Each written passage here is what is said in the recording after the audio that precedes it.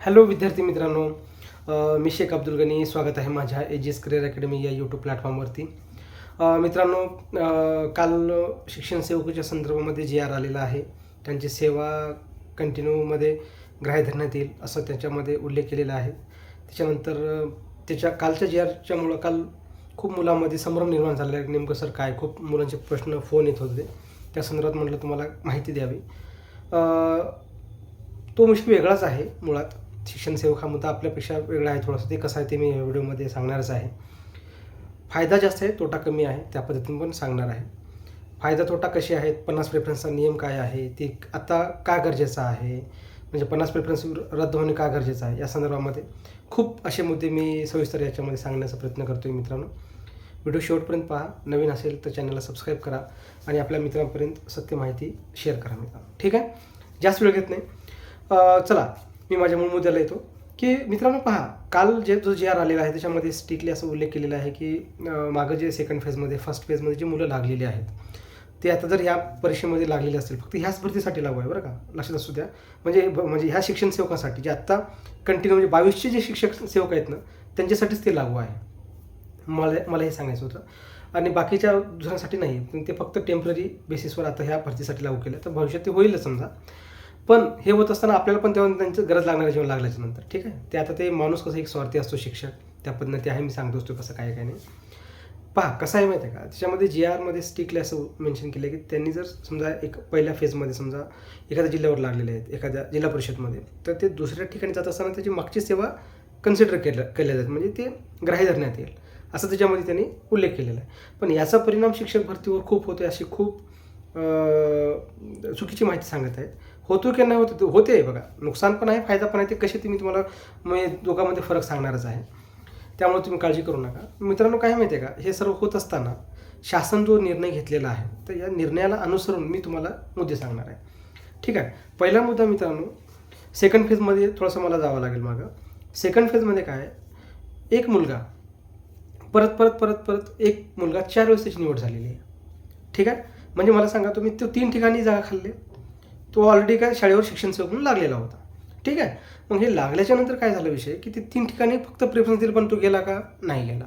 मग त्याच्यामुळे काय झालं, ते इतर 3 ठिकाणची जागा आहे ती रिक्त राहिली. बरोबर, आणि जो शाळेवर आहे तिथंच तो जॉब करतोय, शिक्षण सेवक कालावधी कन्सिडर न केल्यामुळे, भीतीमुळं. ठीक आहे, आणि मग आता विषय काय झाला की याच्यामध्ये खूप शिक्षण सेवक जी मुलं लागली त्यांची संघटना मंत्रालयामध्ये खूप मोठ्या लेवलवर पाठपुरावा केलेला होता आणि त्यांनी त्याच्या पद्धतीनं प्रयत्न केलेलेच आहेत. प्रत्येकजण माणूस हा शिक्षक स्वार्थच असतो. आपण म्हणतो की आपण लवकर लागले पाहिजे, ते म्हणतात शिक्षण रद्द झालं पाहिजे, खूप लोक म्हणतात पगार वाढली पाहिजे. ते वेगवेगळे नियम आहेत. ठीक आहे, त्यांचं वैयक्तिक आहे, प्रत्येकाचा एक वैयक्तिक असतोच. पण याच्यामध्ये की मूळ मुद्दा असा आहे की जे हे लागल्याच्या नंतर, म्हणजे आता हे ना सेवा सेकंड फेजमध्ये 3 ठिकाणी रिक्त राहिला. हे रिक्त राहिल्यानंतर म्हणजे जागा रिक्त राहिली. मग त्याच्यामुळे काय झालं की मागं जे 10,000 समथिंग जे जागा भरलेल्या आहेत सेकंड फेजमध्ये, त्याच्यामध्ये जवळपास 8,000-8,500 जागा जवळपास संस्थेच्या आहेत. त्याच्यामध्ये 1,500-2,000 सर्व पकडून, म्हणजे 1,500 पण नाही आहे सरासरी, सर्व माध्यमाच्या मिळून जिल्हा परिषद जागा होत्या. जिल्हा परिषद, महानगरपालिका, इतर सर्व समजा. ठीक आहे, अशा पद्धतीनं संस्थेला न गेल्यामुळं त्या जागा रिक्त राहिल्या. आणि त्याचा परिणाम काय झाला की विधानसभेमध्ये धिंगाणा झाला की आम्हाला एकतर राऊंड लावून द्या. संचालकाचं राऊंड लावण्यासाठी खूप प्रयत्न चालू आहेत, आत्ता पण चालू आहे की आम्हाला जुन्या संचमान्यतेवर राऊंड लावून द्या, परत 25 वर्षी संचमान्यता क्लिअर करावं लागणार आहे त्यांना, त्या पद्धतीनं. तर हे करत असताना या शाळेवर काय होणार आहे माहिती आहे का, म्हणजे रिक्त राहिल्यामुळे नुकसान झालं, मुलं परेशान झाले, संचालक परेशान झाले. मग जे मेरिटवर राहणार होते कट टू कट, ते बाहेर पडले. ठीक आहे, कट टू कट ते बाहेर पडले. ज्यांना अपेक्षा होती की जिल्हा परिषदमध्ये लागणार ते संस्थेवर लागले, आणि ज्यांना होती की संस्थेचं कमी किमान भेटेल ती पण नाही भेटली. अशा मुलांचं खूप नुकसान झालं. म्हणून हे शासन दरबारी जेव्हा गेलं नियम, तेव्हा याच्यावर ॲक्शन घेण्यात आली. त्या दिवशी जेव्हा विधानसभेमध्ये धिंगाणा घातला, जे संस्था चालकांची बाजू घेणारे जे आमदार आहेत विधान परिषदेमध्ये, शिक्षक आमदार, तेव्हा माननीय राज्यमंत्री शिक्षण विभाग पंकज भोयर साहेबांनी त्या दिवशी संध्याकाळी मीटिंग घेतली की त्यांच्याकडून सांगितलं की तुम्ही हा नियम आता येणाऱ्या भरतीमध्ये लागू नाही झाला पाहिजे, आम्हाला उत्तर द्यावं लागतो, हे कुठेतरी चुकीचं आहे. मग हे करत असताना त्याच्यामध्ये काय झालं की एक मुलगा आता परत न लागता एकदाच लागेल म्हणून 1.1 पद लागू केले. हे करत असताना म्हणजे काहीतरी गव्हर्नमेंट कसं फिरवते हे बघा तुम्ही. मग हे करत असताना इतर मुद्दे पण आले. संचालकाचे अधिकार कमी केले, एकाच 3 इंटरव्ह्यू रेशो केला. मग एका पहिल्या राऊंडमध्ये जर तुम्ही पद नाही दिलं तर दुसऱ्या ह्याच्यामध्ये पण भरती नाही केली, तिसऱ्या म्हणजे तुमचं पद लॅप्स होऊन जाईल असं त्याने नियम काढले. त्याच्यानंतर सेमीच्या माध्यमाच्या मुलांना न्याय दिला. असे वेगवेगळे नियम आहेत. पण हे होत असताना मित्रांनो त्याच्यामध्ये एक चुकीचा नियम टाकला, तो आहे 50 प्रेफरन्सचा, 50 प्राधान्यक्रम. हे अपोजिट क्लॅश होते दोन्ही गोष्टींसाठी 50 प्रेफरन्समुळं. आणि हे झाल्यामुळं काय झालं, आता जे कालचं जे आलेलं आहे ह्याची बाजूचे शब्द कसे आहेत सांगतो मित्रांनो. शिक्षण सेवक लागलेला मुलगा 4 वेळेस आता जाणार नाही, तो एका ठिकाणी कुठेतरी जाईल, एका ठिकाणीच कुठेतरी जाईल. त्यामुळे इतर 2 ठिकाणच्या जागा वाचल्या. म्हणजे शिक्षण सेवक आता काय आहे, तो 3 ठिकाणी प्रेफरन्स देईल. त्यांनी मेरिट कन्सिडर करून येणारच आहेत, त्यांना मी मार्क पडलेलेच आहेत, त्यांना तुम्ही घ्या किंवा ना घ्या ते 100% आपल्या भरतीमध्ये येणारच आहेत. त्यामुळे ते आले तर आपलं भाऊ झाला असं नाही. आता मला सांगा, मागं डोमेसाईलच्या मुलांना तुम्ही बाहेर काढण्याचा प्रयत्न केला, ज्यांचं रजिस्ट्रेशन झालं नाही त्या महिलांना बाहेर काढण्यासाठी तुम्ही प्रयत्न केले. एवढे स्वार्थी लोक आहे, ठीक आहे, एवढे स्वार्थी लोक आहे. मग ह्याचा आपण पॉझिटिव्ह पॉझिटिव्ह अँगलला अर्थ फायदा घेऊन ना ह्या GRचा ते कसा तुम्हाला सांगतो. निगेटिव्ह आहे ते पण थोड्या अंशी ते पण सांगणार आहे तुम्हाला. पण स्वार्थी कसं आहे, डोमेसाईलवाल्यांना बाहेर काढले, जेव्हा महिला रजिस्ट्रेशन नाही झालं त्या महिलांना तुम्ही बाहेर काढण्यासाठी प्रयत्न केला, कारण का टॅबची डेट वाढली नाही पाहिजे म्हणून, रजिस्ट्रेशनची डेट वाढली नाही पाहिजे म्हणून. किती स्वार्थी लोक आहे. मला ट्रोल केले, सर्वांना ट्रोल केले तुम्ही, पण ते काय हाणून पाडल्या त्याला. शासन खूप हुशार आहे. हे करत असताना मग शिक्षण सेवकमध्ये काय होणार आहे की ते मुलगा जो लागलेला आहे तो आता येणार, त्यांना मार्क पडलेले आहेत. एक मान्य मी उदाहरण देतो, एक शिक्षक ऑलरेडी झडपीवर लागलेला आहे.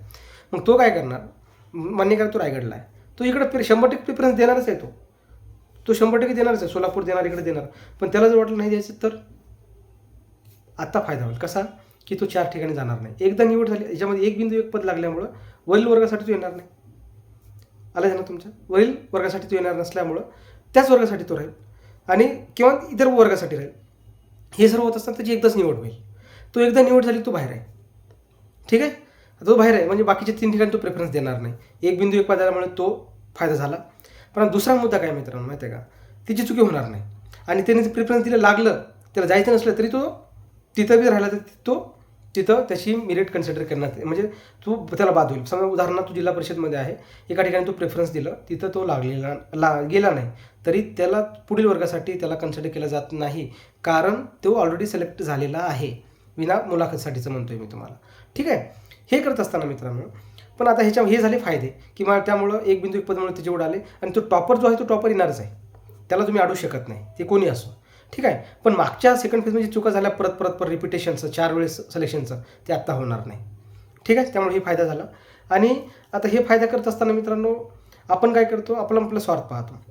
आता मूळ मुद्दा, आता एकदा आपण शिक्षण सेवक म्हणून लागलो की परत आपण हेच विचार करणार आहे की आमची सेवा करायला नाही तेव्हा मी गावाकडे जाऊ, ठीक आहे. म्हणजे बघा स्वार्थीपणा कसा असतो, जेव्हा लहान असतो म्हणजे आपण आता लागलो नाही, मोठे जेव्हा झालो तेव्हा आपली अपेक्षा, म्हणजे कसं पद्धतीनुसार आपल्या अपेक्षा वाढत जाणार शिक्षण सेवकासाठीच्या किंवा इतर गोष्टीसाठी. शिक्षण सेवकमध्ये लागली की आपण पगार वाढवून आंदोलन करणार, पगार वाढली की मग उच्च श्रेणी लागली पाहिजे म्हणून आंदोलन करणार, उच्च श्रेणी लागू केले की मग 8वा वेतन आंदोलन करणार. प्रत्येक गोष्ट आहेत असे.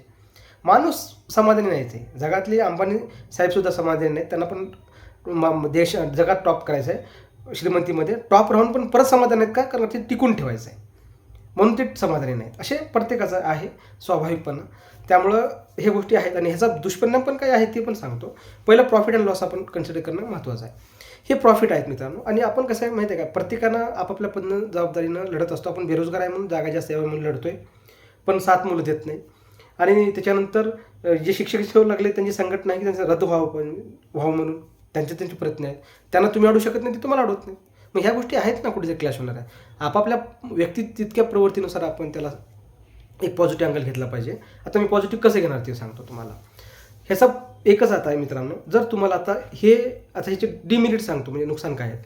आता बघा सांगतो, यांनी शिक्षण सेवक लावल्यामुळं मुलांना ॲड केल्यामुळं परत जे मेरिट थोडंफार वाढणार, कारण का ती मुलं 100% घेणार. पहिलं माझं शिक्षण सेवक कन्सिडर होणार आहे म्हणून ते प्रेफरन्स देत होते पण जात नव्हते, पण जागा तर आढळत होते ना, जागा तर आढळत होते. ती काय अपात्र गैरहजरीचे राऊंड लागलेले नाहीत. मग त्याचा फायदा काय झाला का मला सांगा ना तुम्ही. आता सेकंड फेजमध्ये जिथं मुलं लागलेले नाहीत ना, तिथचा कन्वर्ट राऊंड लागलेला, म्हणजे अपात्र गैरहजर राऊंड लागलेला नाही आहे. तुम्हाला क्लिअर करतोय, संस्थेचा असो जिल्हा परिषदचा राऊंड लागलेला नाही आहे. त्याच्यावर खूप याचिका पडलेल्या आहेत की ते राऊंड लावा म्हणून. मग तसाच परिणाम परत इथं होईल की जागा रिक्त राहतील आणि शिक्षक भरल्याचा असा भास होईल. 20,000 जागा भरल्या पण जाणार 10,000 लोक, कारण ते 10,000 टॉपर असणार, मग ते जाणारच नाहीत, कारण शिक्षण सेवकची भीती होती. पण आता काय होईल माहिती आहे का, ते मुलं गेल्यामुळे मागचे आता ह्याच्यावर आपण काय करू शकतो, जे मुलं लागल्याच्या नंतर ती जागा रिक्त होणार आहे, ती जागा उदाहरणामध्ये 25च्या संस्मान्यतेने जाणार आहे ना ही गोष्टी. मग ऑलरेडी 25ची संस्मान्यता आहे, भरती पण 25-26च्या संस्मान्यतेने होत आहे. मग हे करत असताना आपण ती जी जागा रिक्त राहणार आहे जिथून गेल्याच्या नंतर शिक्षण सेवक, त्या जिल्हा परिषदच्या जागा रिक्त ह्या तपशील काढून आपण शिक्षण मंत्र्यांना व्यवस्थित पाठपुरावा करून, शिक्षण विभागाला पाठपुरावा करून ते जागा आपण आणू शकतो. ठीक आहे, पहिला मुद्दा. आणि दुसरा, आता हे झालं लॉस काय माहिती आहे का, मेरिट आहे ना, मेरिटवर प्रभाव होणार. कसा होणार की टॉपर ती मुलं भिणार नाहीत, आता डायरेक्ट प्रेफरन्स देणार. पहिले भियायची, त्यामुळे ती जागा रिक्त राहायची, मग नवीन मुलांना भेटायची. पण जे टॉपर आहेत ते 100% प्रेफरन्स देणारच होते, तुम्ही जा किंवा न राहा असं होईल. आणि काही मुलं काय करतील, पहिल्या राऊंडमध्ये समजा काही जिल्हा परिषद जागा नाही आल्या, मग ते प्रेफरन्स देणार नाही, मग दुसऱ्या राऊंडला प्रेफरन्स देतील, असं एक क्लॅश निर्माण होत होता. पण आता तसं काही निर्माण होणार नाही. मग एकदा निवड झाली की ते परत भरतीतून बाहेर पडतील. पण आता आपल्याकडे जबाबदारी काय माहिती आहे का, आता सर्वात मोठी जबाबदारी अशी मित्रांनो की आता जे आहे ना, म्हणजे माझं थोडंसं थांबलं, त्याच्यामध्ये काय माहिती आहे का की आता काय होईल की मूळ मुद्दे जे म्हणजे प्रेफरन्सला आहे की ते आत्ता एका ठिकाणी गेल्यामुळे इतर ठिकाणीचं काही नुकसान होणार नाही, ते जागा येतील. परंतु तिची मागणी आपण काय करू शकतो म्हटलं तुम्हाला की ते आपण विनंती करून, शिक्षण विभागाने विनंती करून त्या रिक्त राहिलेल्या जागा संचमान्यतेमध्ये भरती करू शकतो. सेकंड राऊंडमध्ये त्याचा फायदा होईलच असं आपण सांगू शकतो. परंतु पूर्णपणे मेरिटवर प्रभाव होणार आहे असं कुठेतरी मला वाटत नाही. पण आता एकच मुद्दा आहे, आता कसा की 50 प्रेफरन्स मुद्दा जर बदलला नाही तर लय अवघड होणार आहे. ह्याचा सर्व गोष्टीचं एकच कन्क्लुजन असं आहे मित्रांनो, 50 प्राधान्यक्रम आता रद्द होणं गरजेचं आहे, अन्यथा काही खरं नाही. तेच मुलं रिपीट होतील. आता मग काय होईल, 50 प्रेफरन्समध्ये तेच मुलं लागतील, तेच मुलं राहतील, तिथं रिक्त होऊन जातील, परत जागा येणार नाही, असं एकदम गोंधळाची स्थिती होईल. म्हणजे शासन ठरवते का मला हेच कळत नाही. 50 प्रेफरन्स देणार, शिक्षण सेवक रद्द करणार, म्हणजे शिक्षण सेवक जे सेवा सातत्य आहे ते रद्द करणार नाही, रद्द करून परत कंटिन्यू हे करणार, त्याच्यानंतर परत 1.1 पद लागू करणार. हे असे खूप मध्ये खिचडी झालेली आहे. म्हणजे जेणेकरून भरती लांबेल, केस याचिका पडतील, हे होणारच आहेत.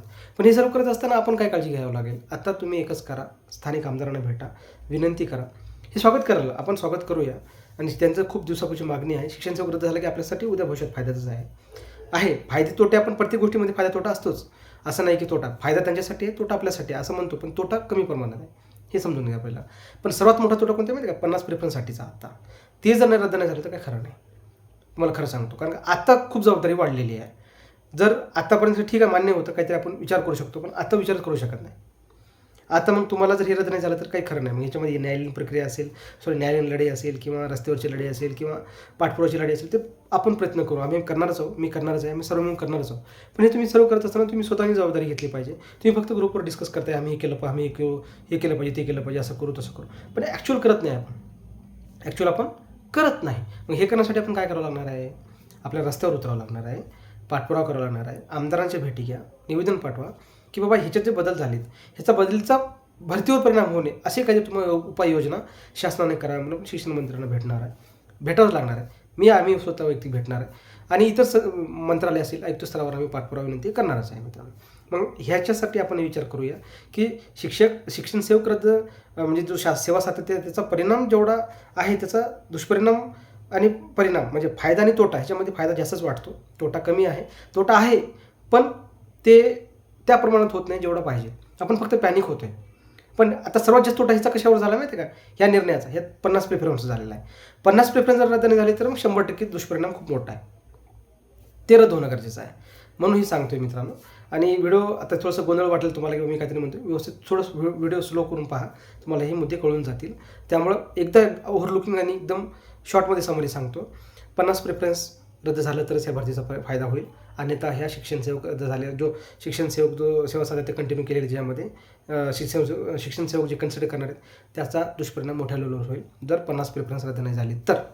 त्यामुळं 50 प्रेफरन्स म्हणजे प्राधान्यक्रम रद्द होणं खूप गरजेचं आहे, तरच आपण काहीतरी फायदा आहे. त्याच्यामध्ये न्यायालयीन प्रक्रिया असेल, इतर सर्व प्रक्रियेमध्ये आपण पाठपुरावा करणारच आहोत.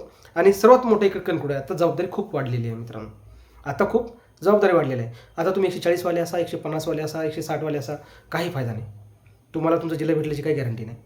मग क्लिअर करतो आहे. त्यामुळे थोडंसं जबाबदारीनं वागा आणि मिळून मिसळून सर्व संघटनांना सर्वांना विनंती करतो आहे, क्लासेसवाल्यांना विनंती करतो आहे की तुम्ही थोडंसं ह्या जबाबदारीनं हा मुद्दा लोकांपर्यंत मुलांपर्यंत पोहोचवा, जेणेकरून मुलांना पण अवेअर झाले पाहिजे. मुलांना नेमकं कळत नाही आहे. कट ऑफचे व्हिडिओ पाहून बेजार आहेत मुलं.